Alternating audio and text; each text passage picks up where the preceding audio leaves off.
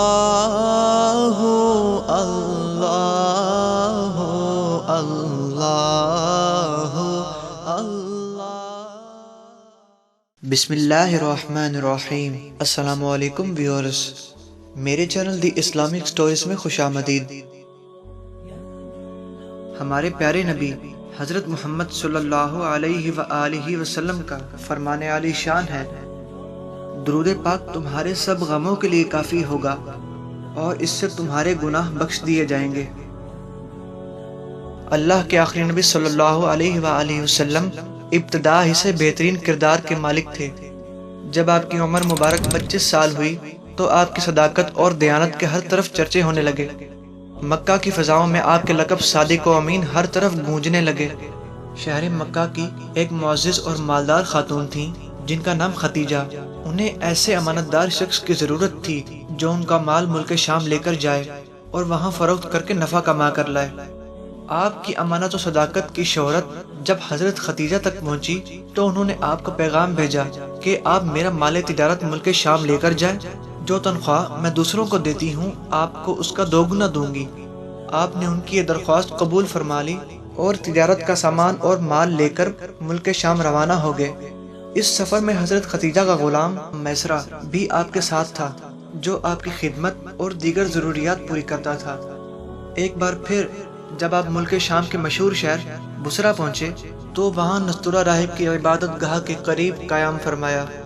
وہ راہب میسرہ کو پہلے سے جانتا تھا، اسی بنیاد پر وہ اس کے پاس آیا اور آپ کی طرف اشارہ کر کے کہنے لگا، یہ کون ہیں جو اس درخت کے نیچے اترے ہیں؟ میسرہ نے جواب دیا، یہ شہر مکہ کے رہنے والے ہیں، بنو ہاشم سے تعلق ہے، ان کا نام محمد ہے اور لقب امین ہے۔ راہب کہنے لگا، سوائے نبی کے آج تک اس درخت کے نیچے کوئی نہیں اترا۔ پھر اس نے پوچھا، کیا ان کی آنکھوں میں سرخی رہتی ہے؟ میسرہ نے جواب دیا، ہاں ہے، وہ ہر وقت رہتی ہے۔ یہ سن کر نستورہ راہب کہنے لگا، یہی اللہ کے آخری نبی ہیں، مجھے ان میں وہ تمام نشانیاں نظر آ رہی ہیں جو توریت اور زبور میں پڑھی ہیں۔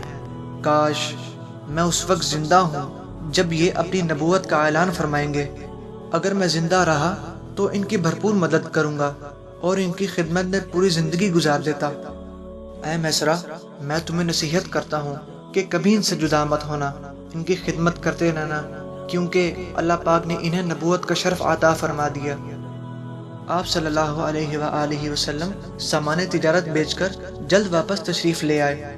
جب آپ کا قافلہ مکہ واپس پہنچا تو اس وقت حضرت بی بی ختیجہ رضی اللہ عنہا مکان کی چھت پر بیٹھی ہوئی تھیں۔ انہوں نے یہ منظر دیکھا کہ اللہ کے آخری نبی صلی اللہ علیہ وآلہ وسلم پر دو فرشتے دھوپ سے سایہ کیے ہوئے ہیں۔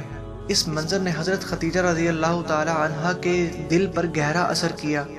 کچھ دن کے بعد انہوں نے اپنے غلام میسرہ سے اس بات کا ذکر کیا تو میسرہ نے بتایا کہ میں تو پورے سفر میں اس طرح کے مناظر دیکھتا رہا ہوں۔ پھر میسرہ نے اس طویل سفر میں آپ کی صداقت و دیانت، حسن سلوک، غمخواری، معاملات کو سمجھنے اور کاروباری مہارت کے جو روح پرور مناظر اپنی آنکھوں سے دیکھے وہ بیان کیے۔ نستورہ راہب جس طرح آپ پر فدا ہو گیا تھا اور آپ کے مستقبل کے بارے میں پیشن گوئیاں کی تھی یہ بتایا۔ یہ سن کر حضرت ختیجہ رضی اللہ عنہا کے دل میں آپ صلی اللہ علیہ وآلہ وسلم کے لیے عقیدت و محبت پیدا ہو گئی۔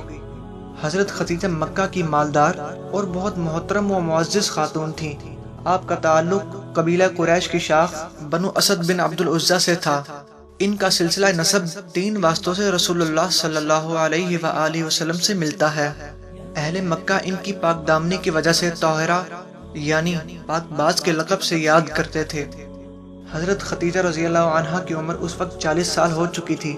انہوں نے 2 شادیاں کی تھی اور ان کے دونوں شوہر انتقال کر گئے۔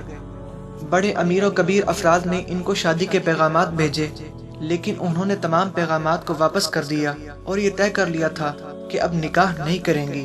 لیکن آپ صلی اللہ علیہ وآلہ وسلم کے اخلاق، عادات، برکات اور حیرت انگیز واقعات سن کر ان کا دل آپ سے نکاح کی طرف مائل ہوا۔ انہوں نے اللہ کے آخری نبی صلی اللہ علیہ وآلہ وسلم کی پھوپھی حضرت صفیہ کو بلایا۔ حضرت صفیہ بی بی ختیجہ رضی اللہ عنہا کے بھائی عوام بن خویلد کی بیوی تھیں۔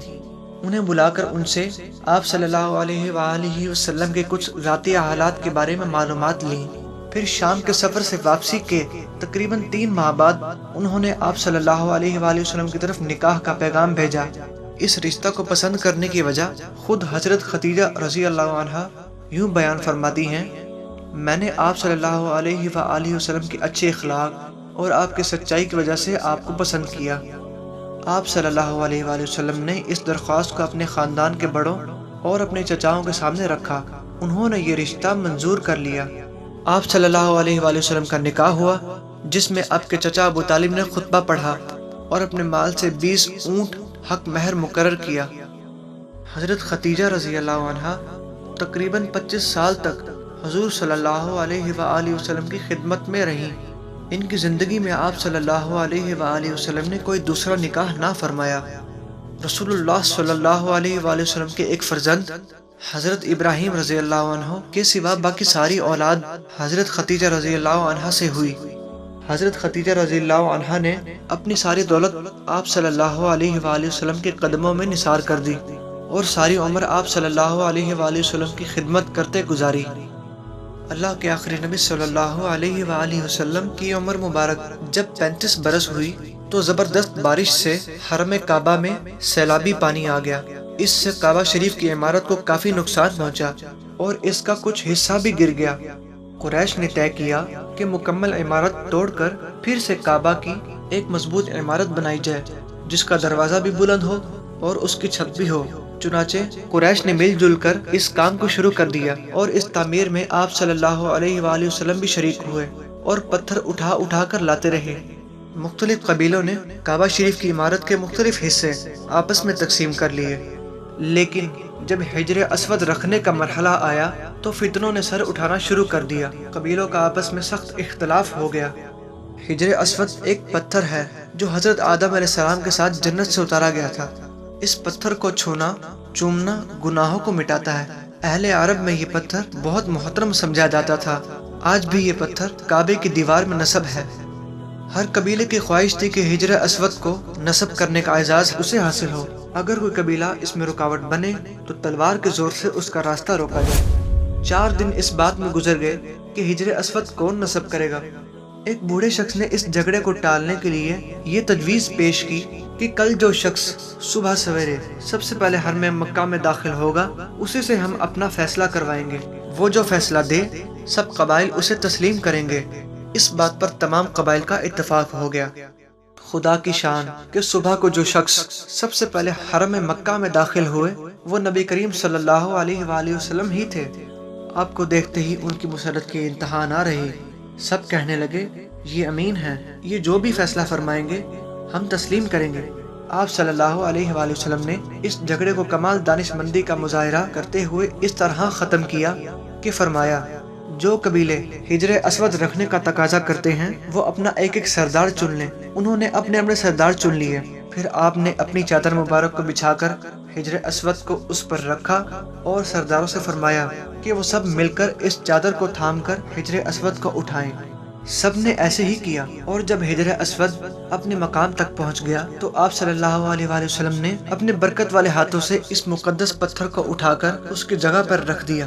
اس طرح آپ صلی اللہ علیہ وآلہ وسلم کی حکمت و دانش مندی کے فتنہ و فساد کے شعلے بھی بجھ گئے اور سب کے دلوں میں مسرت و شادمانی کی لہر بھی دوڑ گئی۔ آپ صلی اللہ علیہ وآلہ وسلم کی عمر مبارک تقریباً 40 سال ہو گئی۔ شہر مکہ جہاں بت پرستی ایسی عام تھی کہ خود خانہ کعبہ میں 360 بت موجود تھے جن کی پوجا ہوتی تھی۔ آپ صلی اللہ علیہ وآلہ وسلم نے کبھی ان بتوں کے آگے سر نہیں جھکایا۔ آپ صلی اللہ علیہ وآلہ وسلم کی گزاری ہوئی اس زندگی کا کمال تھا کہ اعلان نبوت کے بعد آپ صلی اللہ علیہ وآلہ وسلم کے دشمنوں نے بڑی کوشش کی کہ کوئی چھوٹا سا عیب آپ کی زندگی کے کسی دور میں مل جائے، کوئی کمزور بات آپ کی اب تک کی زندگی میں ثابت ہو جائے تو اسے سامنے لا کر آپ کی عزت و وقار پر حملہ کیا جائے، آپ کو لوگوں کے سامنے کم تر ثابت کیا جائے۔ مگر آپ صلی اللہ علیہ وآلہ وسلم کے ہزاروں دشمن سوچتے سوچتے تھک گئے، لیکن کوئی ایک بھی ایسا واقعہ نہیں مل سکا جس سے آپ کے کردار پر انگلی اٹھاتے۔ اس لیے جیسے آپ نے اعلان نبوت فرمایا، خوش بخت لوگ آپ کا کلمہ پڑھ کر دل و جان آپ پر قربان کرنے لگے۔